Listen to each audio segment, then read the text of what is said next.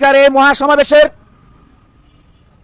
উপস্থিত জাতীয় নেতৃবৃন্দ, উপস্থিত সাংবাদিক প্রিন্ট মিডিয়া প্রতিনিধিবৃন্দ, উপস্থিত সরকারের গোয়েন্দা সংস্থা প্রতিনিধিবৃন্দ, আসসালামু আলাইকুম।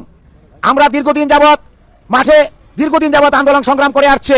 একটি মাত্র প্রত্যাশা, আমাদের গেজেট জারি হওয়ার জন্য আমরা আজকের এই মহাসমাবেশের আয়োজন এবং পদযাত্রা, প্রধান উপদেষ্টার ভাষা অভিমুখে পদযাত্রা। আমরা দীর্ঘদিন যাবত মাননীয় প্রধান উপদেষ্টার দৃষ্টি আকর্ষণ করতে চেয়েছিলাম। আমরা মাননীয় প্রধান উপদেষ্টা মহোদয়ের সহানুভূতিতে এই পে স্কেলের কমিটি গঠন করে আজকে ইতিমধ্যে আমরা জানতে পারলাম যে আমাদের পে স্কেলের রিপোর্ট জমা হয়েছে। কিন্তু দুঃখের বিষয়, আজকে কিছু উপদেষ্টা মহোদয়ের কথা বক্তব্যে বোঝা যাচ্ছে তারা এই পে স্কেলের গেজেটটি জারি করবেন না। আমার প্রশ্ন হলো এটা, যদি আপনি গেজেট জারি নাই করবেন, কিন্তু আমাদেরকে কেন আজকে হাতে প্লেট দিলেন? আপনি দীর্ঘদিন যাবত এই পে স্কেল কমিটি মিটিং করে আমাদের সাথে আলোচনা করে একটি রিপোর্ট দাখিল করেছেন। যদি আপনি দিবেন না, তাহলে প্রথমে বলা উচিত ছিল যে আমরা এই ধরনের পে স্কেল কোন ধরনের দাবি দাবা বাস্তবায়ন করা আমাদের দ্বারা সম্ভব না। তাহলে আমরা তো এইভাবে আশা নিয়ে বসে থাকতাম না। আমাদেরকে দীর্ঘদিন যাবত এই প্রত্যাশার জায়গা সৃষ্টি করে আজকে প্রধান উপদেষ্টা মহোদয়, আপনি অত্যন্ত সুনামধন্য একজন ব্যক্তি, সারা বিশ্বে আপনার সুনাম আছে। আপনি দেখেছেন সারা বিশ্বে যেহেতু আপনি ঘুরেন, সারা বিশ্বে সরকারি কর্মচারীদের কি কি সুযোগ সুবিধা আছে। আমরা খুব আশাবাদী ছিলাম যে বাংলাদেশের কর্মচারীদের বিষয়গুলো নিয়ে আপনি আলোচনা করবেন।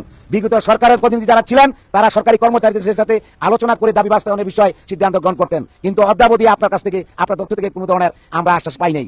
আজকে আমরা খুব হতাশ, সারা বাংলাদেশের কর্মচারীরা হতাশ যে 2015 সালে যে বৈষম্যে ভরা একটি গেজেট ছিল, পে স্কেল ছিল, সেই গেজেটটি কর্মচারীদের জন্য বৈষম্যে ভরা ছিল। এরপরে আর কর্মচারীদের কোনো পে স্কেলের কোনো আলোচনা হয় নাই। আজকে যারা এখন পর্যন্ত যারা আছে, ইনক্রিমেন্ট বন্ধ হয়ে গেছে, বেতনের শেষ ধাপ পুচ্ছে গেছে, তারা বেতন পাচ্ছে না। এই দিনাবাদ খুব খারাপ বাজারের ঊর্ধ্বগতির কারণে এবং মানুষের সংসার চালানো কঠিন হয়ে দাঁড়াচ্ছে। মাননীয় প্রধান উপদেষ্টা মহোদয়, আপনার দৃষ্টি আকর্ষণ করছি, আপনি আমাদের জন্য এত কিছু করার পরে আজকে গেজেটটা জারি হচ্ছে না। আমরা চাচ্ছি যে নির্বাচনের আগেই অবশ্যই আমাদের গেজেটটা আপনি জারি করবেন, কর্মচারীদের ঘরে ফিরে নেবেন। আজকে শুক্রবার দিন, সরকারি ছুটির দিন, আজকে কর্মচারীর রাস্তা থাকার কথা না।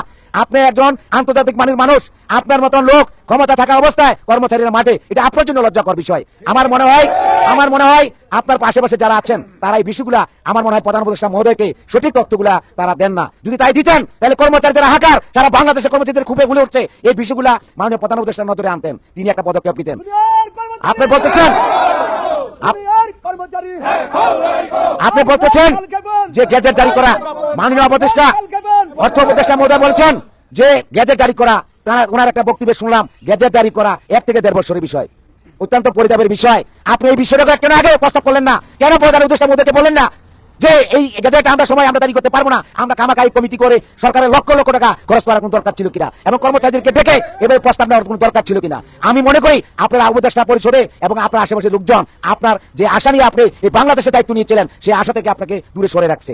আমরা সারা বাংলাদেশে আপনি দেখেন, সরকারি কর্মচারীরা যদি সুস্থ না থাকে, তাহলে আপনি কি সুস্থ? আপনার যে সুনাম খুনে হচ্ছে, এটাকে তো বোঝানোর জন্য তো আছে। আমরা আশাবাদী ছিলাম যে আপনি আমাদেরকে ডাকবেন, ডেকে আমাদের সাথে কথা বলে সুন্দর একটা পে স্কেলের গেজেট জারি করবেন।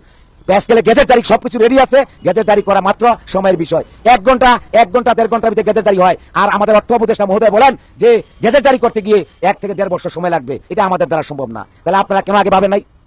যদি পে স্কেল দিতে না পারেন, তাহলে অন্যান্য কাজগুলো তো হতো না। সংস্কারের মতো তো এটা একটা, আজকে সরকারি কর্মচারীরা রাস্তায়, এটা আপনার জন্য প্রেস্টিজের বিষয়। সারা বিশ্বে মানুষ দেখছে যে ইউনুস সরকার ক্ষমতা থাকা অবস্থায় কর্মচারীরা রাস্তায় কাঁদছে, তারা বেতন ভাতা দিয়ে বাড়ানোর জন্য তারা অসহায় অবস্থায় আছে। আমি অনুরোধ করবো, আপনি এই বিষয়গুলো নিয়ে আলোচনা করে দ্রুত নির্বাচনের আগে একটি গেজেট জারি করবেন, কর্মচারীদের ঘরে ফিরে নেবেন। আমরা আপনার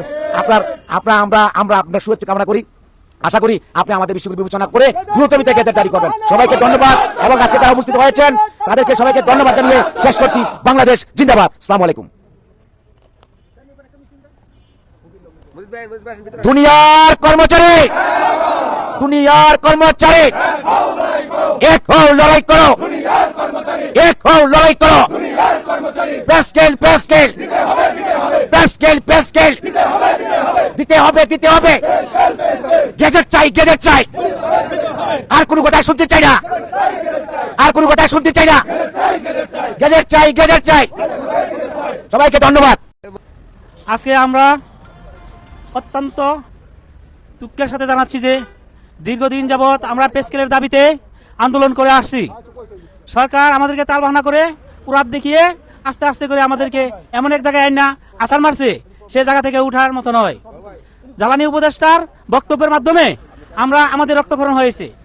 কাজে আমরা আজকে জেগে উঠতে হবে, আন্দোলন থামানো যাবে না। এই আন্দোলনের মাধ্যমে আমাদের পে স্কেলের দাবি আদায় করে নিতে হবে। আজকে যে যমুনা অভিমুখে আমরা শহীদ মিনারে অবস্থান করব, এই যে আজকে ব্যাগ ট্যাগ নিয়ে আসছি, প্রয়োজনে 1 সপ্তাহ আমরা থাকবো ঢাকাতে, তবু আমাদের দাবি আদায় করে ছাড়বো ইনশাআল্লাহ। আমি এই বলে আমার বক্তব্য শেষ করি। আসসালামু আলাইকুম। প্রস্তুতির পূর্বে আমাদের নিজ দপ্তর মাধ্যমিক উচ্চ শিক্ষা অধিদপ্তরে উপস্থিত আমাদের বিভিন্ন জায়গা থেকে আগত আমাদের সম্মানিত সহকর্মীগণ, আসসালামু আলাইকুম। আজকে আমরা মূলত কেন্দ্রীয় শহীদ মিনারে গণজমায়েত হব। বিভিন্ন দপ্তর সংস্থা বিভিন্ন জেলা থেকে সেখানে হাজার হাজার লোক ইতিমধ্যে জড়ো হয়েছে। আমরাও সেখানে মিছিল সহকারে উপস্থিত হব।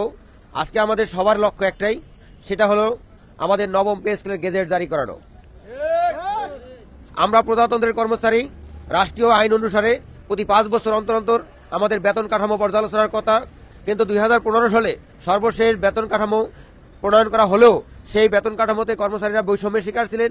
দীর্ঘদিন পর্যন্ত আমরা আন্দোলন করি, কিন্তু আমাদের এই আন্দোলনের কোনো ফলাফল আমরা এখনো পাইনি। জুলাই বিপ্লবের পরে বাংলাদেশে যে সরকার গঠিত হয়েছিল, সেই সরকার প্রজাতন্ত্রের কর্মচারীদেরকে আশ্বস্ত করেছিল যে আমরা আপনাদেরকে একটি যুগান্তকারী পে কমিশন উপহার দিব, যেটা নিয়ে আপনাদের আন্দোলন করার প্রয়োজন নাই।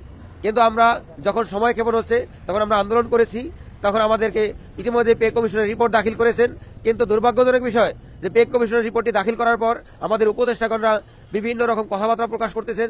কখনো বলতেছেন আমরা রিপোর্ট এখনই বাস্তবায়ন করব, কখনই বলতেছেন পরবর্তী সরকার বাস্তবায়ন করব। আমরা মনে করি আমরা প্রজাতন্ত্রের কর্মচারী, পে স্কেল এটা আমাদের অধিকার, এটা কোনো দয়া বা করুণা নয়। যেহেতু একটি সরকার আমাদেরকে আশ্বস্ত করেছেন, স্বপ্ন দেখিয়েছেন, আমরা বঞ্চিত, বৈষম্যের শিকার।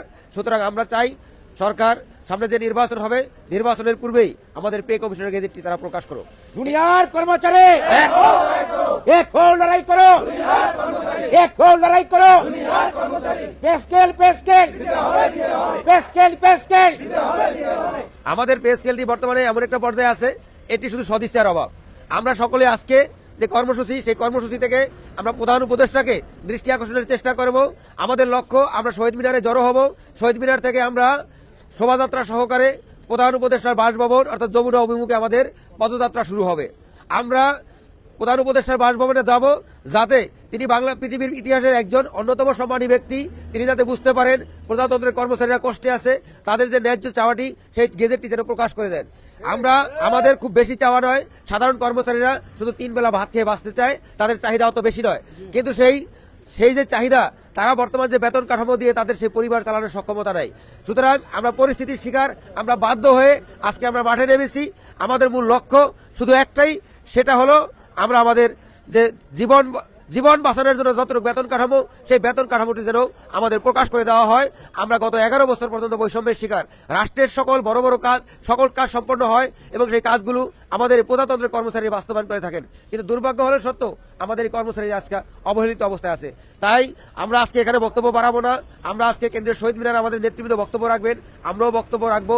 সেখানে আমরা কিছুক্ষণের ভিতরে আমরা একসাথে এখান থেকে রওনা করব। সেই উপলক্ষে আপনারা যারা উপস্থিত হয়েছেন সবাইকে ধন্যবাদ জ্ঞাপন করতেছি। আমরা এবং এখনো দূর দূরান্ত থেকে আমাদের হাজার হাজার কর্মচারীরা পথে আসতেছেন, তাদের গাড়ি এসে এখনো পৌঁছে নেই।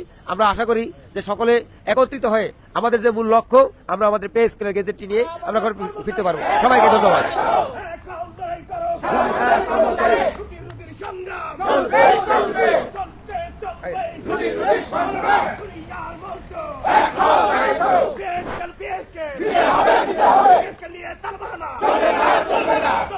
চলবে না